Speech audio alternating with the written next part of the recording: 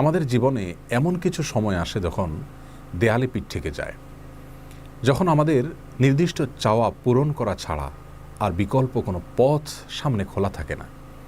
এ ধরনের পরিস্থিতিতে আল্লাহ রাব্বুল আলামিনের কাছে আমাদের মনের একান্ত কামনা বাসনাগুলোকে পূরণ করবার জন্য একটি বিশেষ পথ বাতলেছেন আমাদেরকে প্রিয় নবী সাল্লাল্লাহু আলাইহি ওয়াসাল্লাম, আর সেটি হলো ইসমে আযম।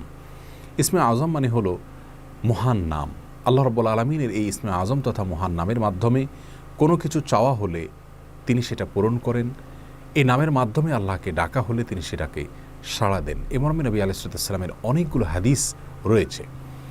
অনেক উলামা একরাম ইসমে আযম সম্পর্কে বলেছেন যে এটি হলো আল্লাহ রাব্বুল আলামিনের যে মূল নাম আল্লাহ, সেটি তার অনেকগুলো গুণবাচক নাম আছে। তমধ্যে থেকে আল্লাহ রাব্বুল আলামিনের যে মূল নাম আল্লাহ, এই নামের মাধ্যমে আল্লাহ রাব্বুল আলামিনকে ডেকে যদি বান্দা কোনো কিছু চান কায় মনোবাক্যে অন্তরের গভীর থেকে, তাহলে সে দোয়া আল্লাহ রাব্বুল আলামিন অবশ্যই কবুল করেন।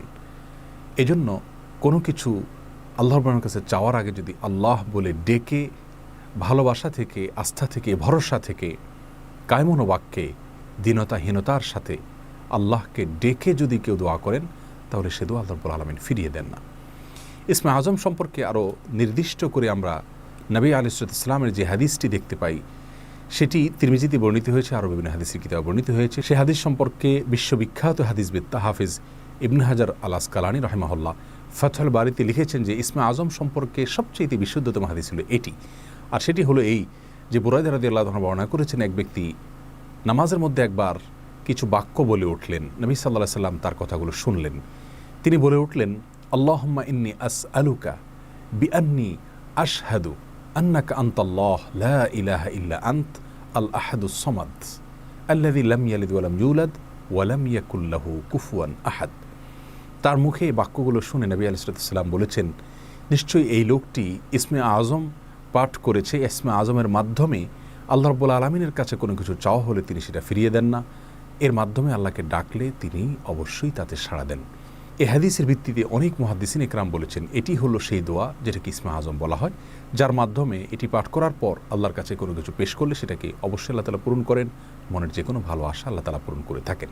দোয়াটি আবারও বলছি, আল্লাহুম্মা ইন্নী আসআলুকা বিআন্নী আশহাদু আন্নাকা আনতাল্লাহ লা ইলাহা ইল্লা আনত আল আহাদুস সামাদ আল্লাযী লাম ইয়ালিদ ওয়া লাম ইউলাদ ওয়া লাম ইয়াকুল লাহু কুফুয়ান আহাদ। যার অর্থ হলো, হে আল্লাহ, আমি আপনার কাছে প্রার্থনা করছি এ মর্মে যে, এই জন্য যে, এই ভিত্তিতে যে আমি সাক্ষ্য দেই আপনি আল্লাহ, আপনি ছাড়া সত্যিকারের কোনো মাবুদ নেই, আপনি কারো মুখাপেক্ষী নন, আপনি একক, এবং আপনি কাউকে জন্ম দেননি, আপনাকেও কেউ জন্ম দেয়নি, এবং আপনার সমকক্ষ আর কেউ হতে পারে না। এই বাক্যগুলো পাঠ করে আল্লাহর বড়ের কাছে কোনো চাওয়া পেশ করলে তিনি অবশ্যই সেটি পূরণ করেন।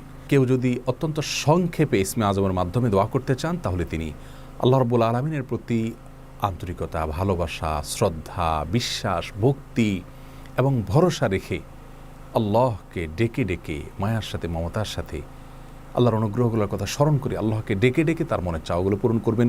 এটা হবে ইসমে আযমের সবচেয়ে ছোট ভার্সন। আর যদি কারোর হাতে সময় থাকে, তাহলে তিনি ইসমে আযমের যে দোয়াটি আমরা কথা বলেছি, আল্লাহুম্মা ইন্নী আসআলুকা বিআন্নী আশহাদু আন্নাকা আনতাল্লাহ লা ইলাহা ইল্লা আনত আল আহাদুস সামাদ আল্লাযী লাম ইয়ালিদ ওয়া লাম ইউলাদ ওয়া লাম ইয়াকুল লাহু কুফুয়ান আহাদ। এই দোয়াটা তিনি পাঠ করবেন, করে আল্লাহর কাছে তার চাওয়া পেশ করবেন। জীবনের কঠিন মুহূর্তগুলোতে বিশেষ করে এই ইসমে আযম পাঠ করে আল্লাহর বাবার কাছে দোয়া করব, সেটা অবশ্যই আল্লাহ তাআলা কবুল করবেন যদি দোয়ার মৌলিক শর্তগুলো আমরা পূরণ করে থাকি। হালাল বক্ষণ করা, কায় মনোবাক্যে দোয়া করা এবং দোয়ার ক্ষেত্রে আন্তরিকতা এবং ঐকান্তিকতা থাকা, এই বিষয়গুলোকে যদি খেয়াল করে আমরা দোয়া করি, ইনশাআল্লাহ বিইذনিল্লাহ আল্লাহ তাআলা আমাদের সে দোয়া পূরণ করবেন। কোনো কারণে সে দোয়া যদি পূরণ হতে আমরা না দেখি, তাহলে সন্দেহাতীতভাবে আমাদের বিশ্বাস রাখতে হবে এটা পূরণ এই মুহূর্তে না হওয়ার মাঝে আমাদের জন্য কল্যাণ নিহিত আছে। আল্লাহ তাআলা এর বিনিময়ে আমাদেরকে আখিরাতে দিবেন। এছাড়াও দোয়া ইউনুসের মাধ্যমে লা ইলাহা ইল্লা আনতা সুবহানাকা ইন্নী কুনতু মিনাজ জালিমিন, এটা পাঠ করেও যদি কেউ দোয়া করেন, তার মাধ্যমে আল্লাহর দোয়া কবুল করেন। এই মর্মে হাদিস বর্ণিত হয়েছে। আল্লাহ তাআলা আমাদের সবাইকে ইসমে আযমের মাধ্যমে আল্লাহর কাছে জীবনের কঠিন মুহূর্তগুলোতে দোয়া পেশ করার তৌফিক দান করুন।